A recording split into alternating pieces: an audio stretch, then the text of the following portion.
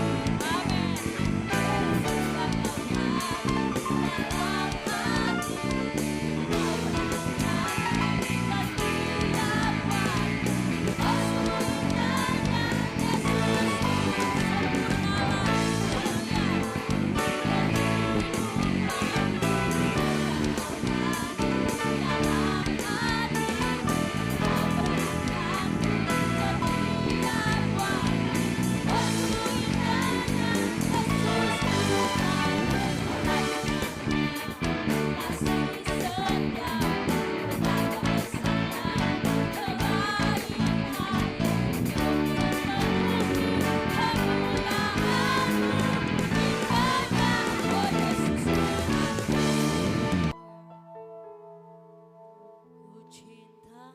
Haleluya.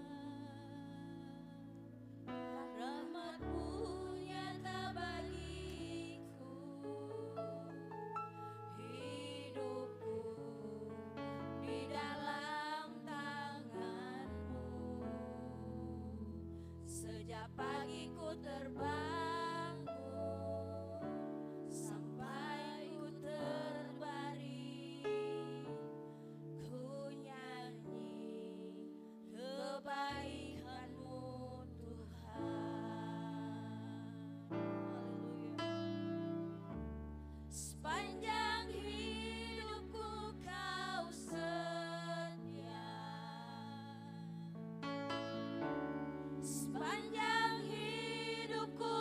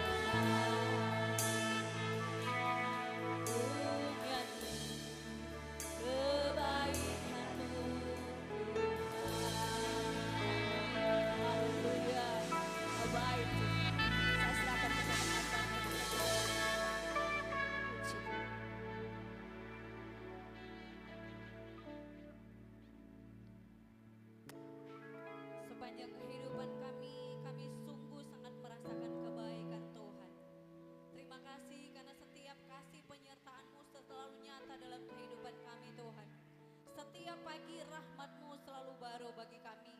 Sungguh kami bersyukur karena kami punya Allah yang luar biasa, Allah di dalam nama Yesus Kristus Tuhan. Terima kasih Bapa, terima kasih Tuhan Yesus. Kami sudah memuji-Mu, kami sudah menyembah-Mu. Kami percaya Tuhan Yesus sudah bertahta atas pujian dan penyembahan kami. Engkau hadir di tempat ini. Kami percaya ketika Tuhan Yesus hadir, Tuhan pasti memberkati kami. Ada mujizat terjadi, ada kesembuhan terjadi, ada pemulihan terjadi, ada kemenangan yang Tuhan sediakan bagi kami. Terima kasih Tuhan. Saat ini kami akan belajar bersama firman-Mu. Mari Engkau mengurapi kami semua dengan Roh Kudus. Hamba-Mu yang sudah Engkau percayakan untuk menjadi saluran berkat pada pagi hari ini. Hamba percaya hamba dalam pengurapan Roh Kudus. Hamba ada dalam kendali Tuhan Yesus. Sehingga hanya kehendak Tuhan yang disampaikan pada pagi hari ini. Semua yang mendengarkan kami percaya juga diberkati Tuhan. Roh Kudus akan mengurapi kami semua. Roh Kudus akan memberikan kami semua kekuatan. Sehingga kami tidak hanya mengerti, tidak hanya memahami, tetapi kami semua boleh diberi kekuatan untuk menjadi pelaku-pelaku firman-Mu. Kami siap untuk belajar bersama firman-Mu di dalam nama Tuhan Yesus Kristus. Haleluya. Amin. Puji Tuhan. Mari berikan sorak-sorai dulu yang terbaik bagi Tuhan. Ya. Jadi Bapak Ibu, saudara-saudari, saya mau sapa dulu. Shalom. Lebih semangat lagi. Shalom. Puji Tuhan ya.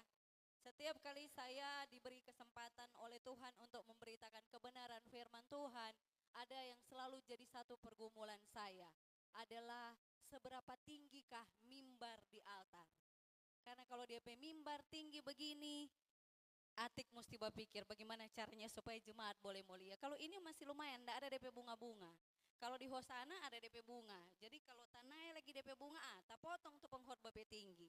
Di Hosana ada bunga. Terakhir saya khotbah di Gloria. Mani-mani ada DP bunga lagi. Jadi mesti jaga kamari sadiki atau kasana sadiki gitu. Tapi puji Tuhan dari tidak ada DP bunga ya. Terima kasih Ibu Gembala yang sudah memberikan kesempatan. Selama ini kan bertahun-tahun cuma lihat Bapak. Baru kali ini lihat Ibu di muka sini ya. Puji Tuhan, mari tanpa berlama-lama kita lihat Alkitab. Mari kita buka firman Tuhan.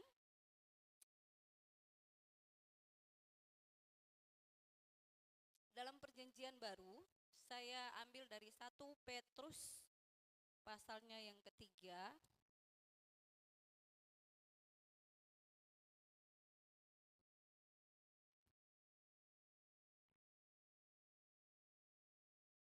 Petrus pasalnya yang ketiga, mulai ayatnya yang pertama, 2 ayat saja, ayat 1 dan ayat 7.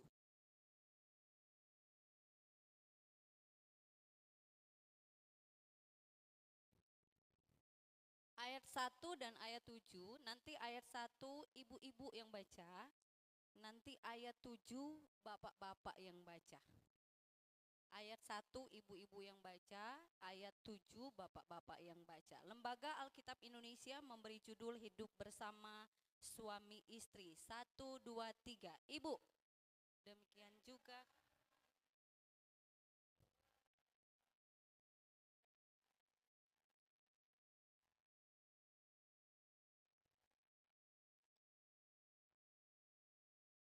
Bapak.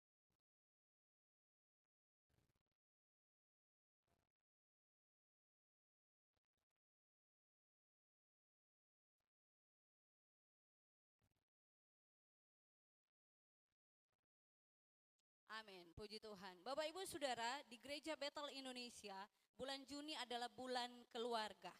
Jadi bulan ini adalah bulan keluarga kalau di Gereja Bethel Indonesia. Kenapa pagi hari ini saya rindu kita semua belajar tentang keluarga? Bukan karena saya lebih jago, saya lihat ada di sini begitu banyak senior-senior, orang-orang tua yang saya percaya usia pernikahannya lebih lama dari kami, kemudian punya pengalaman hidup yang lebih banyak daripada kami yang masih muda, masih muda ini.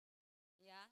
Tetapi kerinduan saya adalah kita sama-sama belajar karena merawat keluarga itu seumur hidup. Bukan hanya di 10, 20 atau 30 tahun usia pernikahan, tapi seumur hidup. Kenapa? Karena salah satu lembaga yang paling diminati terganggu adalah keluarga. Dua lembaga yang dibangun oleh Tuhan, dua itu keluarga dan gereja. Kalau keluarganya kuat, gerejanya pasti kuat. Kalau keluarganya hancur, tidak ada orang datang masuk gereja. Kalau keluarga suami istri, keluarga rukun-rukun pasti kan rajin masuk gereja. Tapi kalau suami istri baku marah di rumah, tidak ada yang masuk gereja. Itulah kenapa iblis berusaha untuk mengganggu keluarga. Beberapa bulan lalu saya sangat sedih karena ada satu anak gembala. Memang bukan gembala GBI, tapi gembala karismatik. Baru sekitar 2 atau 3 tahun menikah kemudian bercerai. Anak gembala. Baru sekitar 2-3 tahun. Yang lebih parahnya lagi, dibikin konten. Jadi kita tahu dari dia bikin konten, kita kaget, anak gembala. Bikin konten kok ada lagi DP lagu. Maka seso pernah ada, biar cuma baking sowe. Nah, tuh 3 tahun itu ada menikah, dia bilang baking sowe kata. Darah Yesus kita bilang, itu anak gembala. Nah, siapa yang jaga posting-posting konten begitu? Anak gembala loh, perempuan, saya perempuan. Bukan saya tidak membela sesama perempuan, tetap perempuan dibela gitu. Tapi yang saya sedih itu kadang-kadang begini, perempuan itu minta bercerai. Begitu mau kawin ulang merasa terzolimi. Seolah-olah orang yang, padahal memang bapak paksa sendiri. Ya. Jadi sedih gitu melihat begitu banyak perceraian yang terjadi. Di Bitung sini angka perceraian tinggi. Beberapa minggu yang lalu kami ikuti suami memang pegang kasus perceraian, tapi yang dia pegang bukan yang menggugat, ya. Yang dia pegang itu tergugat karena tidak sengaja ketemu, kemudian dia tanya, terus ngana suka mau dicerai? Oh enggak mau, ya sudah kita bantu. Jadi kami bantu untuk mempertahankan keluarga. Jadi memang murni pelayanan, enggak bayar. Sedang DP fotokopi berkas, DP beli materai semua torang tanggung. Dia kasihnya enggak ada doi. Kalau kita cuma nama pasti semua kenal. Karena dia terkenal di Bitung sini. Karena dia makan puji itu dia tuai. Karena terlalu sombong. Banyak sekali orang antri cerai. Kurang dari PN pindah ke kejaksaan, kejaksaan pindah ke polsek, banyak sekali. Sedih lihatnya. Jadi pada pagi hari ini kita akan sama-sama belajar bagaimana supaya orang boleh merawat orang pe keluarga seumur hidup. Supaya waktu Tuhan datang, orang kedapatan tidak bercacat celah di hadapan Tuhan. Ya. Ayat ini ada 2 ayat 1 untuk istri-istri, ayat 7 untuk bapak-bapak. Zaman dulu Romawi, Yunani kuno, istri-istri itu dianggap seperti properti. Sama dengan yang penting ada istri di rumah. Jadi istri-istri dulu itu wajib ikut aturan suami, termasuk mengikuti apa yang dianut ajaran oleh suami. Jadi kalau suaminya dulu menyembah dewa-dewa, istri harus ikut. Jadi zaman dulu istri yang takut Tuhan, istri orang Kristen kalau tidak ikut suaminya itu bisa diceraikan sama si suaminya. Zaman dulu. Itulah kenapa Petrus keluarkan ayat ini, istri-istri tunduk kepada suami supaya kalau ada yang tidak bertobat itu bisa dimenangkan. Bisa dimenangkan. Bagaimana supaya istri-istri bisa memenangkan suami-suami yang tidak taat?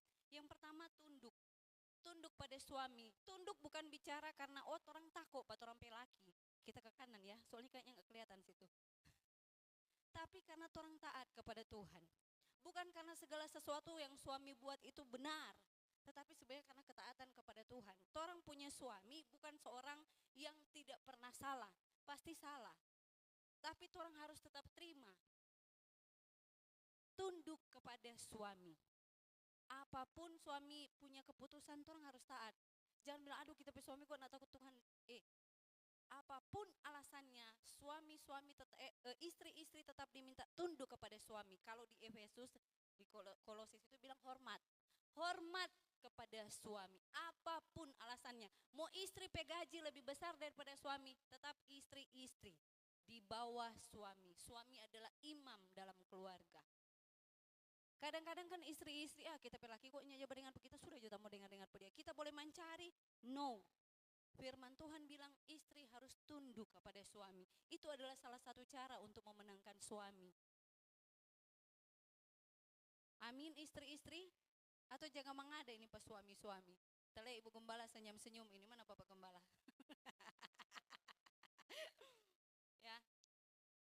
Firman Tuhan bilang tunduk tanpa perkataan, jangan jaga memalawang pas suami. Bukan berarti istri-istri tidak bisa diskusi dengan suami, boleh. Boleh sekali diskusi dengan suami saya selalu diskusi.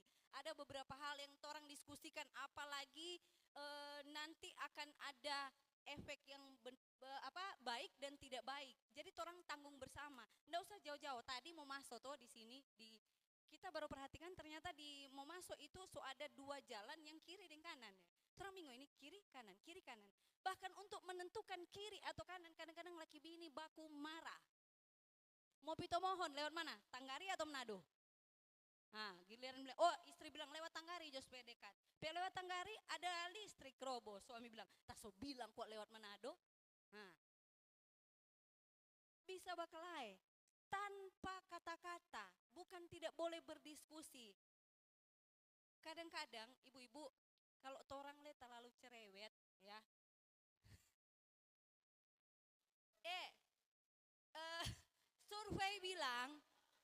Survei bilang wanita itu harus menghabiskan 30.000 kata, Kang. Ibu Gembala sering jaga status begitu. Tapi torang, ibu-ibu, jangan menghabiskan torang 30.000 kata-kata itu cuma untuk mau baku peto dan torang laki di rumah. Dia sone mau pulang. Solalali ada kerja, kamu pulang kemari ke rumah baru masuk. Pak, kenapa baru pulang? Ya ada doi beli beras ini dia. Padahal coba kok siap akan kopi. Toh kenapa Pak? Solala pijit gitu. Ibu-ibu belajar pijit suami. Di luar sana ada banyak wanita-wanita yang jago bapijit. Betul.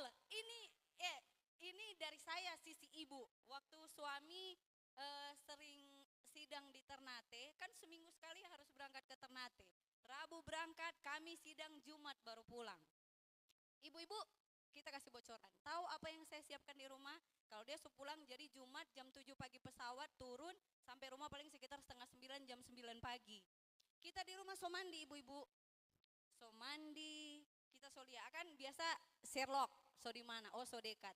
So siap susu, pisang. Dia masuk rumah, minum susu, minum pisang, mandi. Abis dia mandi kita pijit dia. Itu yang membuat dia selalu ingat pulang rumah. Jadi ibu-ibu, kalau mau bapak-bapak pulang rumah, jangan sambut dengan jangan kesiang. Sambut dengan kopi, susu, buah, smokol, pijit. Sekarang itu yang minyak pijit itu bukan nanti dapat di panti pijit atau apa, banyak dijual. Beli. Pijit suami di rumah, komputer tuh lagu instrumen relax dari HP. Tak tidur pasti. Jadi orang ndak usah banyak mulut. Istri-istri bisa memenangkan suami tanpa banyak perkataan. Nggak usah bilang, Pak, pergi masuk gereja. Kau Bapak bilang sama jongana tiap minggu, pagi ketemu pagi, Senin ketemu Senin di gereja, merengana peba fetonya abis-abis. Tunduk kepada suami itu supaya orang boleh memenangkan suami tanpa perkataan. Kalau orang di rumah lebih lembut, lebih sabar, orang pasti bisa memenangkan suami. Ya, saya di rumah tetap ibu, kan ini masih ibu kan, apalagi WL begini. Kalau so mulai bakuat tuh suara pas suami jaga seingat. Iyo, mar kasih turun sedikit DP kunci. Dia penot kasih turun sedikit, orang mesti lebih lembut kepada suami. Supaya biar orang nyana Om Bafeto, ibu-ibu tanpa kata-kata orang bisa memenangkan suami. Dalam keluarga bukan berarti orang sonom boleh baku tawar. Bukan berarti sudah ada pertikaian, sudah ada baku argumen sedikit, bukan. Tapi dalam keluarga itu bukan bicara tentang siapa yang paling jago baku ambe. Bukan siapa yang menang dalam berargumen, tapi siapa yang boleh mau merendahkan egonya sedikit. Keakuannya sedikit kasih turun. Kalau kita bisa tunduk, kemudian tanpa banyak kata-kata memenangkan suami, orang kelakuan lebih terjaga, betul? Kelakuan itu kelakuan kita, cara kita berbicara, cara kita menangani suami, berbicara dengan suami, hormat kepada suami.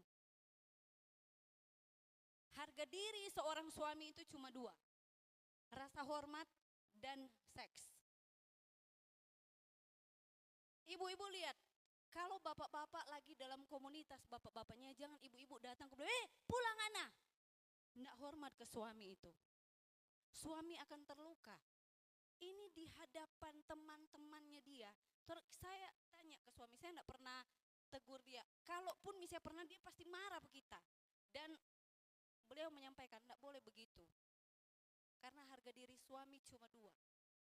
Hormat.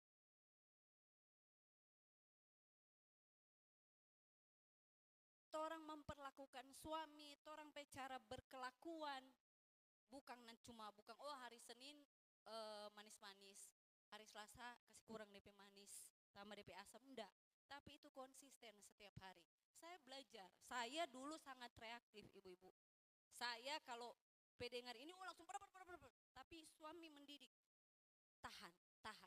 Roh Kudus pasti akan membantu supaya orang tidak emosional. Jangan mau kasih habis ini 30.000 kata, korba veto. 30.000 kata kan boleh kasih habis apa? Penyembahan, berdoa. Tidak harus kasih habis dengan bafeto pa suami atau bakar lota pa Birman. Saya bukan tidak suka kumpul, tapi saya tidak terlalu bukan prioritas. Jadi di lorong situ setengah kita pe Birman Ibu Adrian.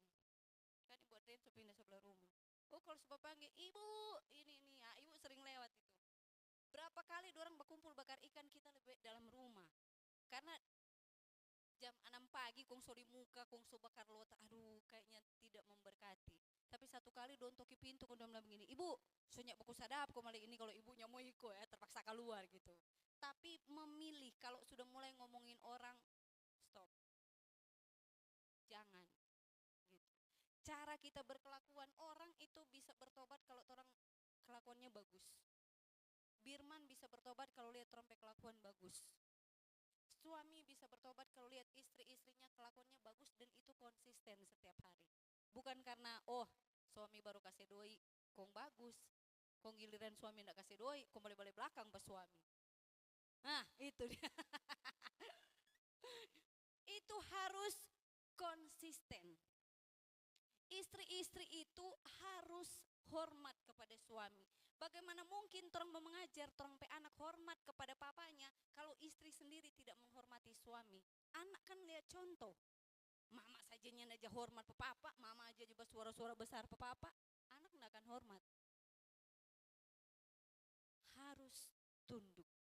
Hormati suami. Apapun alasannya, tidak ditulis hormati suami karena dia jaga kasih doi 200 juta tiap bulan sama dengan Sarwenda. Sarwenda aja 200 juta tiap bulan dia hormat.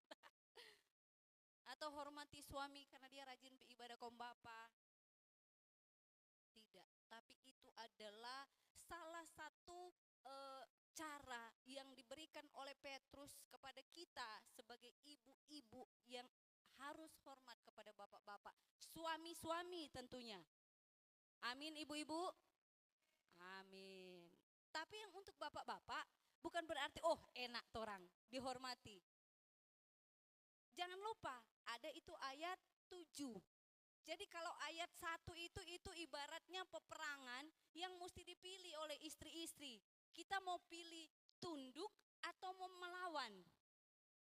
Mau pilih untuk tidak banyak kata-kata yang tidak berfaedah atau orang diam sambil berdoa. Itu dikasih pilihan di situ.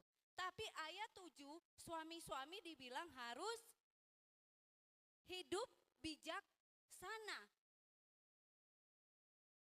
Bijaksana dengan istri.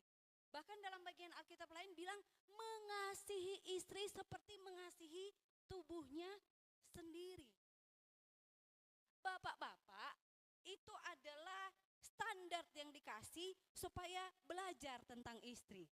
Jadi bapak-bapak mesti jaga belajar ini istri-istri. Istri-istri pe ketakutan apa? Istri-istri pe kesenangan apa? Sekarang kita tanya, istri-istri apakah tidak ada ketakutan? Ada. Beras dan kalau so habis, orang kan bilang begini, wanita-wanita, istri-istri, ibu-ibu paling banyak melakukan segala sesuatu pakai perasaan. Katanya begitu. Bapak-bapak pakai logika, berpikir. Tapi jangan salah, kalau masalah doi soalnya ndak ada, istri-istri ndak pakai perasaan. Mbak Itong, Cak, logika yang dipakai. Betul?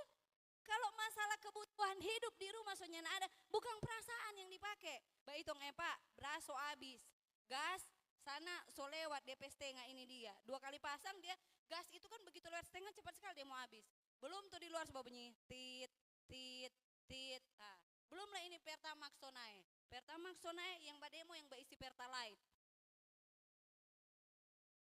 Istri-istri begitu ketakutannya. Bapak-bapak tahu ndak? Ketakutan istri itu apa? Bapak-bapak itu dihormati, istri tunduk, tapi jangan memimpin dalam egois sendiri. Tetap harus dikasih turun ke egoisan. Jangan mentang-mentang, oh kita kan imam, kita yang batur. Betul, tapi jangan dengan ego sendiri. Jangan seperti menindas, napa doi ngana kerja jo di rumah. Rawat le tu istri ke siang. Nah, amin Bapak Gembala. Rawat istri, jangan cuma bilang-bilang napa tuh sana pegaga, kong bapak-bapaknya nak rawat istri di rumah. Rawat istri. Suami saya selalu bilang begini, lebih baik kita kasih habis doi, kasih gaga kita pe istri, daripada menghabiskan uang di luar untuk perempuan lain.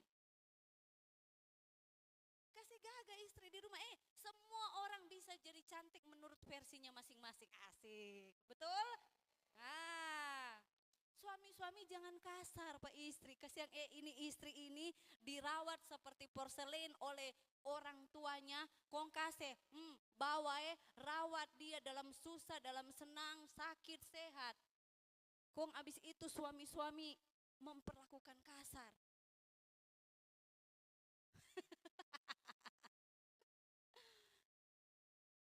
Perlakukan istri itu mengasihi istri seperti mengasihi diri sendiri. Bapak-bapak ada, amin. Ada lagi urus anak. Jangan bilang urus anak itu istri bagian. Siapa bilang? Tanggung jawab seorang ayah itu juga urus anak. Didik anak itu secara bersama-sama. Jangan cuma kasih doi pe istri. Kong suruh ngana jut urus anak. Hello.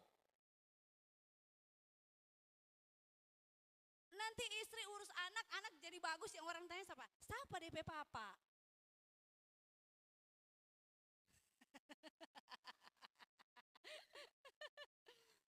Urus anak itu bersama-sama. Anak-anak kita itu adalah tanggung jawab kita. Betul, firman Tuhan Kejadian bilang bertambah banyaklah dan penuhilah bumi.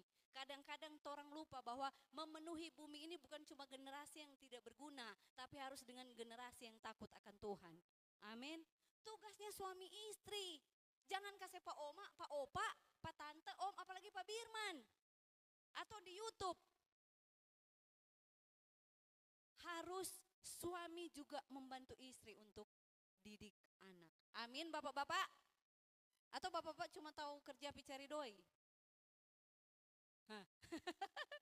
Bapak-bapak sendiri juga yang jawab.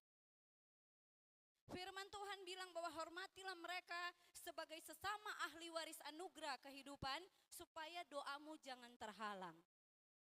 Nah bapak-bapak cek. Kalau ada doa-doa kita yang kayaknya Tuhan kita sudah bertahun-tahun berdoa, coba cek. Memperlakukan istri itu seperti apa? Kadang-kadang ya, ayat ini jadi kita bersenjata for tapi suami. Bye-bye. Kalau tidak memperlakukan istri dengan baik, mau berdoa biar mau patah, malin tuang, malin buku. Kalau tidak memperlakukan istri dengan baik, Tuhan yang mau jawab tuh doa. Jangan bilang begitu pe suami. Ingatkan, istri-istri harus ingatkan ke suami juga. Supaya doa terjawab, perlakukan istri dengan baik. Karena firman Tuhan ada bilang, supaya doamu jangan terhalang.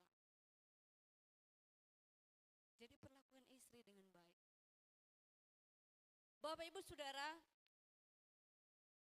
Petrus taruh ini bukan supaya ibu-ibunya ditindas oleh suami-suami atau kemudian suami-suami jadi seperti diktator dalam keluarga, tidak.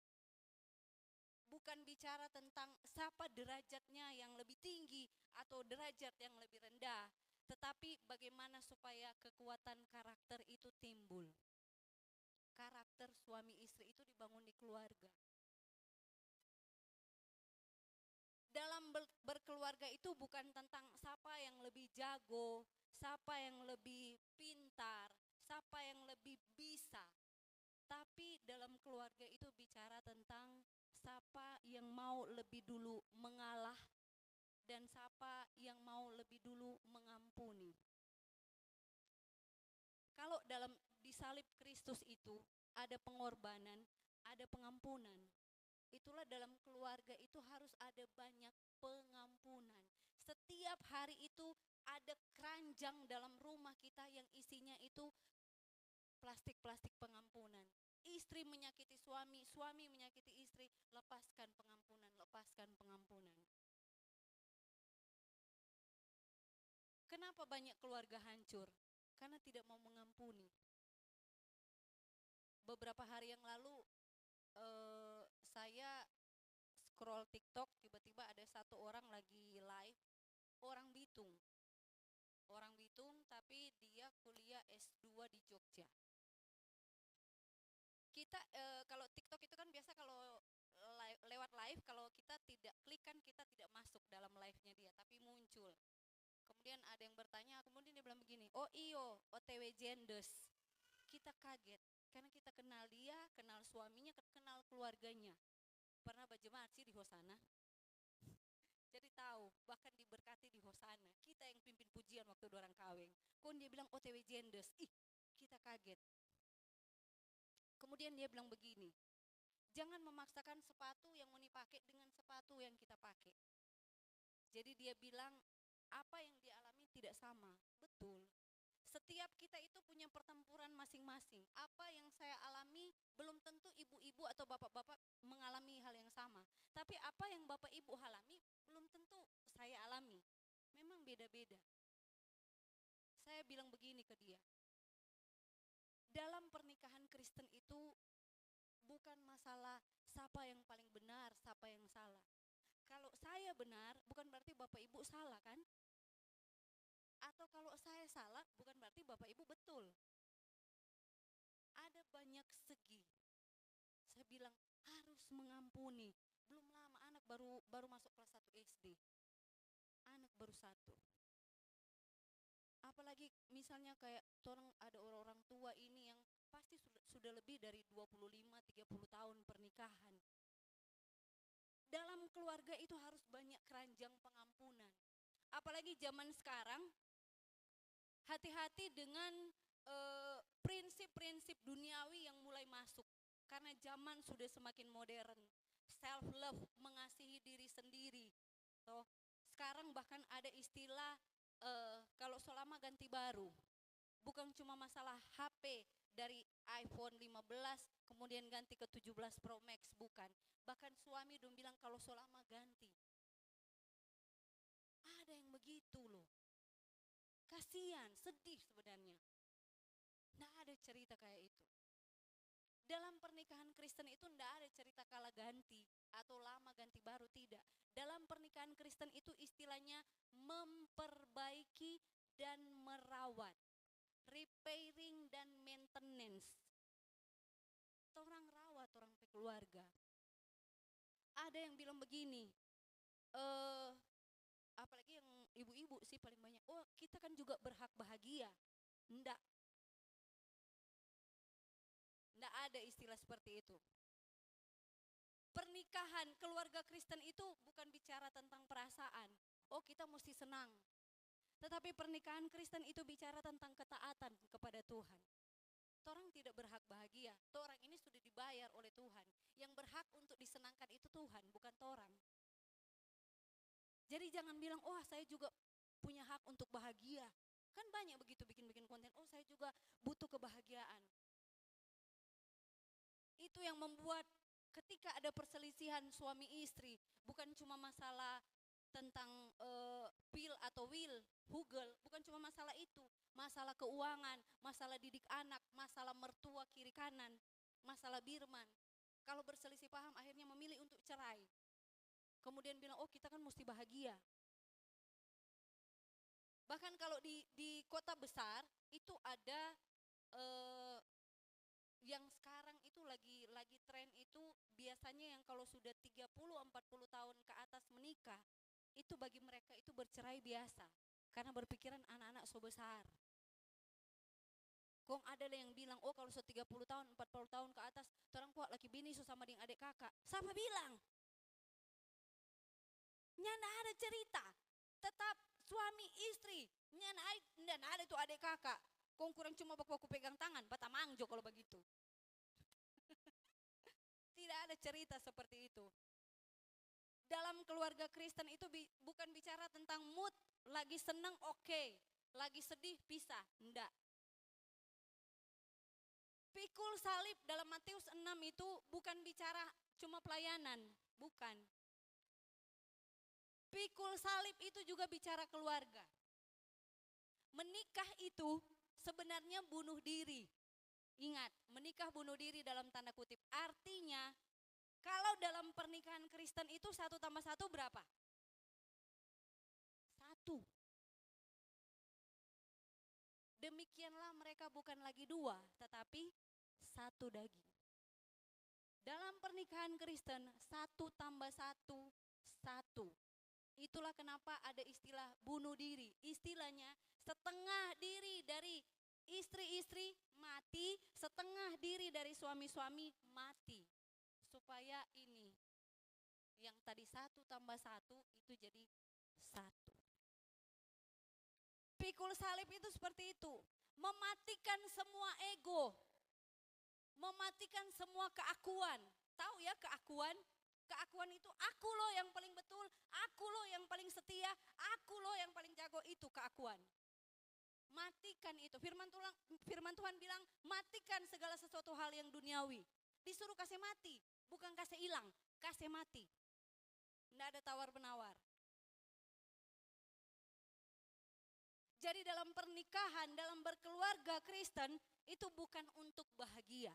Tapi tujuannya adalah untuk menyenangkan hati Tuhan. Jadi kalau sekarang Bapak Ibu Saudara dalam keluarga, apalagi keluarganya yang sudah lebih dari 10 tahun. Kami 24 tahun ya tahun ini. Memang akan ada fase-fase 3 tahun ada perselisihan, 5 tahun ada perselisihan, 10 tahun ada perselisihan, pasti ada. Tuhan tidak suruh orang menyerah. Tuhan kita so angkat tangan, biar ju Tuhan. Lepas ju. Kalau dalam istilah pengacara itu orang bilang sidang lepas cincin, asik. Bukan lagi sidang perceraian, sidang lepas cincin. Kendati tuh cincin so ada di Pegadaian. Entah cincin mana tuh mau lepas. Tuhan tidak suruh orang menyerah. Tuhan tidak suruh orang lari. Tuh orang bilang, aduh kenyataan hidup ini pahit, keras, lari. Tidak.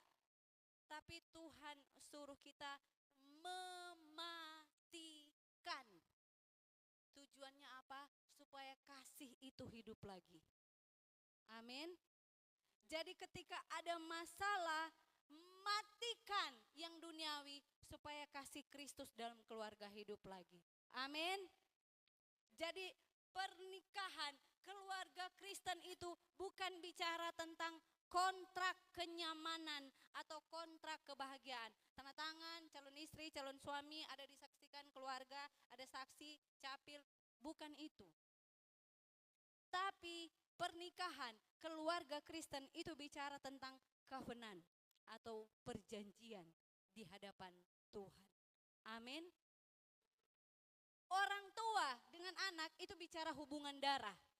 Tapi suami, istri itu melakukan perjanjian, covenant itu di hadapan Tuhan. Apa yang diperjanjikan? Tumbuh bersama dalam karakter Kristus. Amin. mematikan setengah, matikan yang duniawi supaya kasih Kristus muncul, bertumbuh ke arah Kristus. Amin. Jadi kalau saat ini lagi aduh Tuhan, kita pelaki ini boleh mau ganti coba dia. Tuhan, kita bini ini, boleh kita mau pindah tinggal dulu Pak Birman barang 1 minggu? No. Pakai ini. Berdoa, berlutut sama Tuhan. Tuhan jamah, Tuhan jamah. Tuhan tidak bilang lari, Tuhan tidak bilang menyerah. Tidak, mematikan orang keegoisan supaya kasih Kristus boleh tumbuh. Sehingga ketika Tuhan datang, orang semua kedapatan tidak bercacat celah. Amin. Sekali lagi amin. Mari berikan sorak-sorai bagi Tuhan Yesus. Puji Tuhan. Mari pemain musik. Mari sama-sama kita berdiri. Terima kasih Tuhan Yesus, kami bersyukur. Ada saatnya yang ku alami, tak seperti yang aku ingini. Ku tetapkan hati untuk percaya.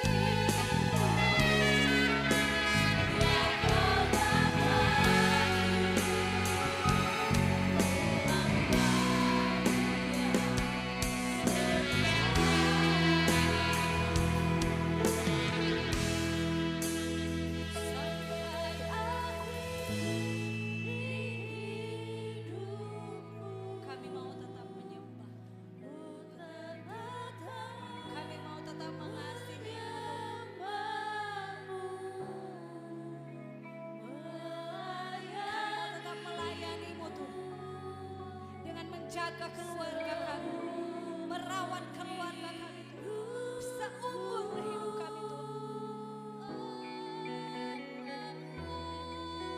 Sampai ku menutup mata,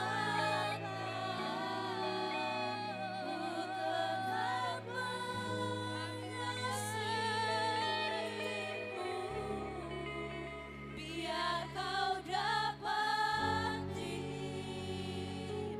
ku hambamu yang setia.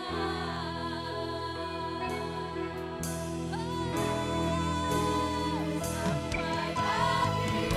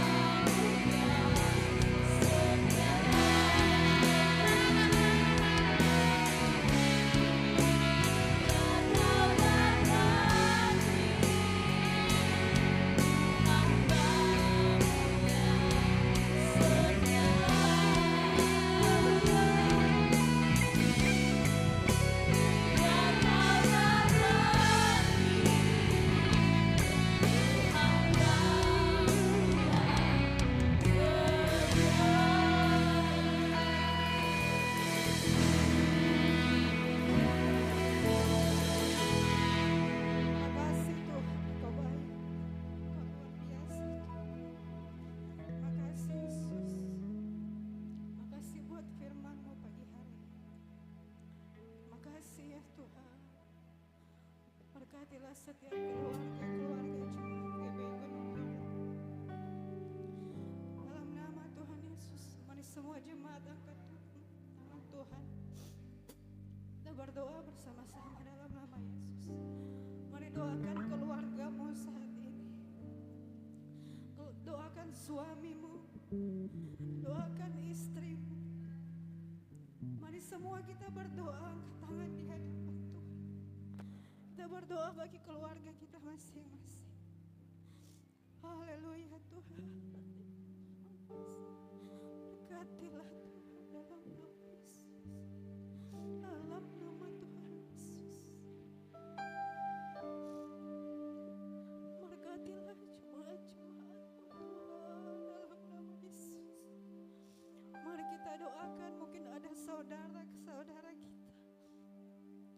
Mungkin ada keluarga kita yang ada di ambang perceraian.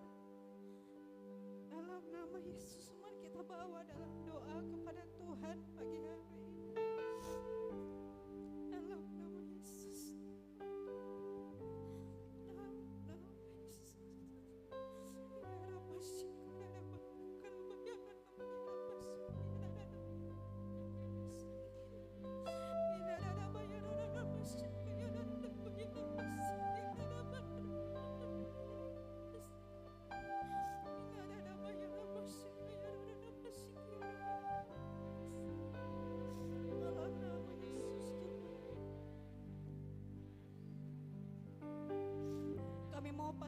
setiap roh perceraian dalam nama Tuhan Yesus. Kami mau patahkan kuasanya di dalam nama Tuhan Yesus. Setiap roh yang merusak keluarga, kami mau tolak hancurkan dalam nama Tuhan Yesus. Darah Yesus yang berkuasa atas setiap kami. Keluarga-keluarga yang sudah dipersatukan Tuhan, tidak akan diceraikan oleh apapun juga di dalam nama Tuhan Yesus. Dan biar Tuhan saja yang menjadi pemimpin keluarga kami, Tuhan saja yang menjadi sandaran keluarga kami. Setiap persoalan apapun bentuknya, Tuhan yang beri kami kekuatan untuk kami tetap mampu bertahan. Kami memakai lutut kami mau membawa semua pergumulan keluarga kami hanya kepada Tuhan. Sebab kami tahu Tuhan, apa yang sudah Tuhan persatukan, apa yang sudah Tuhan syukur Tuhan. Kami akan memberikan persembahan, Tuhan berkati kami semua. Berikan tangan dan hati yang terbaik untuk memberi bagi Tuhan pagi hari ini. Biar nama Tuhan yang dipermuliakan. Terima kasih Bapa, kami mengucap syukur. Dalam nama Tuhan Yesus, haleluya. Amin.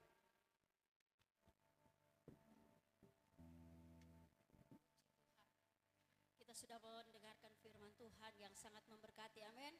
Dan saat ini kita siapkan korban persembahan. Kita akan meletakkan korban persembahan dengan segenap hati. Haleluya.